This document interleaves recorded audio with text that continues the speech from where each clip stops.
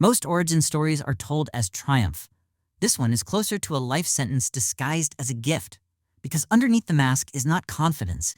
It is guilt wearing a costume, so it does not have to look like guilt anymore. Psychologists have a name for what happens to a mind that believes it caused something it could have prevented. This is not really a story about a spider bite. It is a story about what guilt does to a teenage mind when it is given the power to have prevented something, and did not use it in time. In the original 1962 comic, a masked robber runs right past a young Peter Parker, and Peter, still new to his powers, lets him go. Days later, that same robber breaks into his home and kills his uncle. Peter is not the one who fires the shot, but psychologically, he becomes the one who has to carry it. Trauma researchers have a specific term for this exact experience: moral injury. The deep psychological wound caused by believing you failed to prevent something you had the power to stop. It is different from ordinary grief. Moral injury attacks a person's sense of their own character, not just their sense of loss. Which means Spider-Man's origin story is not really about becoming a hero at all. It is about a 15-year-old boy trying to outrun a guilt that psychology says never actually leaves once it takes hold.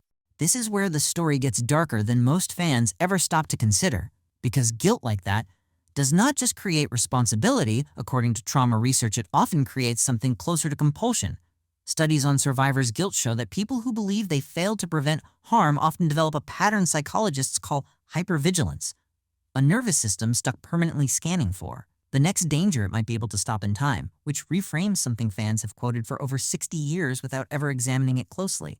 His so-called spider sense is not really a superpower. It is a comic book depiction of a mind that can never fully relax, because relaxing once already cost him everything, and a nervous system that never rests eventually starts making devastating mistakes of its own.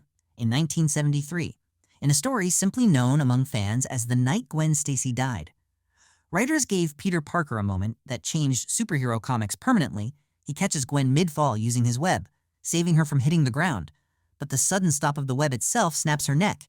His power to save her becomes the exact mechanism that kills her. For decades, fans and even the original writers have publicly debated whether Peter's own web caused her death, and Marvel has never fully closed that debate, which means the single most devastating loss of his life may have come not from failing to act, but from acting exactly as trained, and it still was not enough.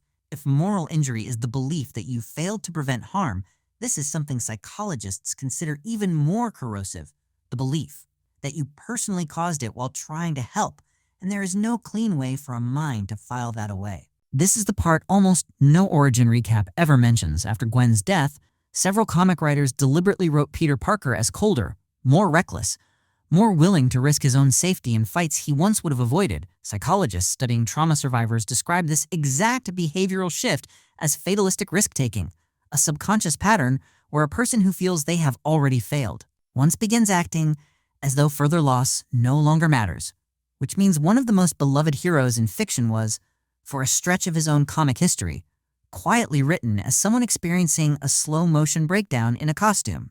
And underneath all of that is a second, quieter wound that rarely gets discussed at all: the secret identity itself. Peter Parker has spent decades of published stories lying to nearly everyone he loves about who he actually is. Psychological research on concealment, originally studied in people forced to hide core parts of their identity from family and society, consistently shows the same outcome. Chronic concealment is linked to significantly higher rates of anxiety, depression, and emotional exhaustion, which means the mask was never just a disguise.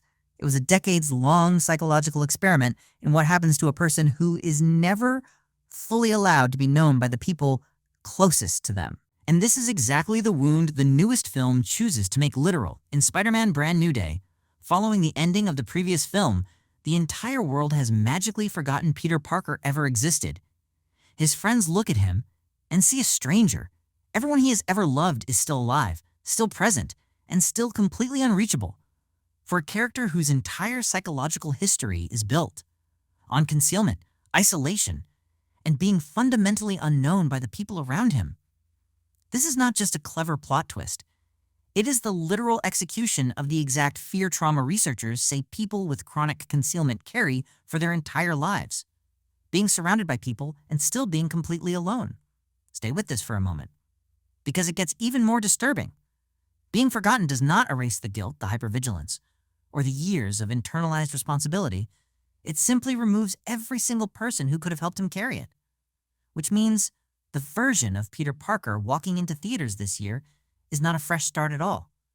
He is a young man carrying 6 decades of documented psychological injury completely alone, with absolutely no one left who remembers why he became who he is in the first place. Marvel has quietly built an entire franchise on a character whose powers were never really the point. The real story underneath the mask has always been about what happens to a mind convinced it must save everyone, because it once failed to save the one person that mattered most. Here is the part that should genuinely unsettle you. None of these mechanisms are fictional. Moral injury is a real, documented psychological condition studied extensively in combat veterans and first responders. Hypervigilance is a real, measurable nervous system state found in trauma survivors. Fatalistic risk-taking is a real, observed pattern in people who believe they have already failed once and have nothing left to lose, and chronic identity concealment is a real, extensively researched driver of anxiety and depression. Which means for over 60 years, one of the most commercially successful characters ever created has been, underneath the humor and the web-slinging, an accurate depiction of untreated trauma wearing a bright red costume so audiences would keep watching. Maybe that is the real reason this character has survived so many decades, so many actors, and so many reboots when other heroes have quietly faded, because somewhere underneath the jokes and the acrobatics, a very real, very human psychological pattern is playing out in front of millions of people who recognize it without ever being able to name it, the guilt of not doing enough, the exhaustion of a mind that never fully rests, the quiet devastation of helping someone and still losing them anyway, and the specific modern loneliness of being surrounded by people who do not actually know who you really are.